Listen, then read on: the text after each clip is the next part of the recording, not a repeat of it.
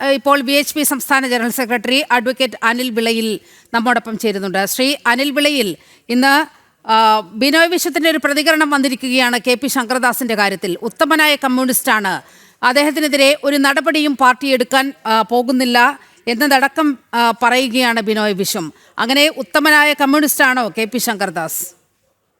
ഇല്ല, ബിനോയ് വിശ്വത്തിന്റെ ആ കണക്കനുസരിച്ച്, അല്ലെങ്കിൽ അദ്ദേഹം പറഞ്ഞതനുസരിച്ച് ഒരു കമ്മ്യൂണിസ്റ്റ് ആകണമെന്നുണ്ടെങ്കിൽ അയാൾ ഉത്തമനായ കള്ളനാകണമെന്നാണ് അദ്ദേഹം പറഞ്ഞതിന്റെ ആ അർത്ഥം തന്നെ.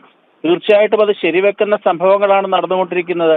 ഇത്രയും നാള് ഉത്തമരായിട്ടുള്ള കമ്മ്യൂണിസ്റ്റുകാരായി സമൂഹം വിലയിരുത്തിയിരുന്ന വ്യക്തികളാണ് ഇന്ന് കൊട്ടാരക്കര ജയിലിൽ കിടക്കുന്ന കള്ളന്മാർ എല്ലാവരും തന്നെ.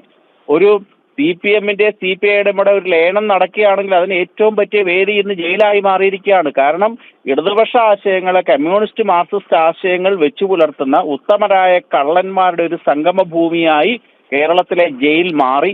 അത് നിമിത്തമായിരിക്കുന്നത് ശബരിമല ധർമ്മശാസ്താവാണ് എന്നുള്ളത് വളരെ സന്തോഷം നൽകുന്നത് തന്നെ ഒരു വസ്തുതയാണ്.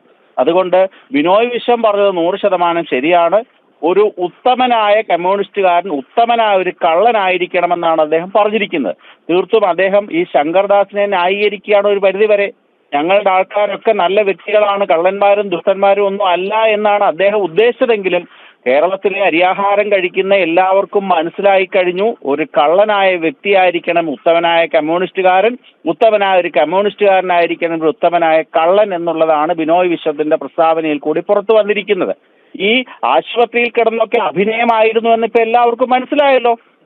കുറച്ച് ദിവസങ്ങൾക്ക് മുമ്പ് വളരെ സജീവമായിരുന്ന ശങ്കർദാസ് നിന്ന നിപ്പില് ആശുപത്രിവാസം അനുഷ്ഠിച്ചിട്ടുണ്ട് എങ്കിൽ അതിന്റെ പിന്നില് കമ്മ്യൂണിസ്റ്റ് പ്രസ്ഥാനവും കേരളത്തിലെ ആഭ്യന്തര വകുപ്പും തന്നെയാണ്.